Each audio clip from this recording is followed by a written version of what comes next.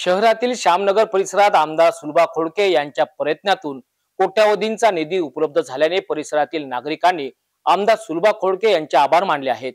परिसरात लाखोंच्या निधीतून सौंदर्यीकरण करण्यात आल्याने येथील नागरिकांना चांगली सुविधा मिळाली आहेत। यामुळेच आता स्थानिक परिसरवासियांनी आमदार सुलभा खोडके यांचे स्वागत व सत्कार केला। 25 ऑगस्ट रोजी श्यामनगर येथील कामगार भवन येथे घेण्यात आलेल्या बैठकीत गेल्या 4 वर्षापासून अमरावतीकर जनता विकासाचे पर्व अनुभवत आहे।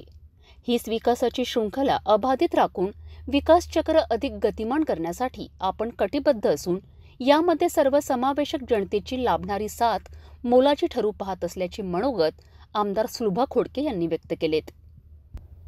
या बैठकीत श्यामनगर, राजेंद्र कॉलनी, किशोरनगर, वनराई मार्ग परिसरातील नागरिक, महिला व युवक तसेच ज्येष्ठ नागरिक यांची मोठी उपस्थिती होती। स्थानिक श्यामनगर परिसरामध्ये आमदार सुलभा खोडके यांच्या प्रयत्नातून कोट्यावधीचा निधी उपलब्ध झाल्याने या परिसरात कामाचे भूमिपूजन करण्यात आले। आपण केलेल्या विकास कार्य व जनतेच्या विश्वासाच्या जोरावर आगामी अमरावती विधानसभा आपण निश्चितच लढणार असून जनतेने पाठीशी राहून हाच विश्वास कायम ठेवून साथ देण्याचे आवाहन सुद्धा आमदार खोडके यांनी स्पष्ट केलेत।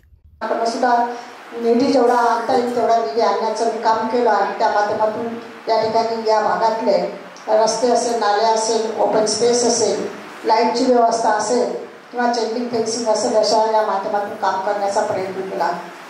आरोग्य, शिक्षण, रस्ते निर्मिती, पाणी पुरवठा, क्रीडा सुविधा तसेच सरकारी अन्नधान्याची पूर्तता, लाभांच्या योजना या सर्व बाबी या स्थायी विकासाशी संलग्नित असून सर्व स्तरातील जनतेला याचा उपयोग घेता येतो। अमरावती शहरात शासकीय वैद्यकीय महाविद्यालय लवकरच सुरू होणार आहे। अमरावतीला वर्ष 2055 पर्यंत मुबलक पाणी पुरवठ्याची सोय व्हावी म्हणून अमृत योजना मंजूर करून आणली। तसेच शिक्षणासाठी सारथी व बार्टीचे केंद्र सुद्धा अमरावतीमध्ये सुरू होणार आहे। गत काळात झालेला शाश्वत विकास हीच परिवर्तनाची नांदी ठरली असल्याचे मनोगत संजय खोडके यांनी व्यक्त केलेत। दवाखान्याची सुविधा निर्माण होण्यासाठी हे मेडिकल कॉलेज आहे।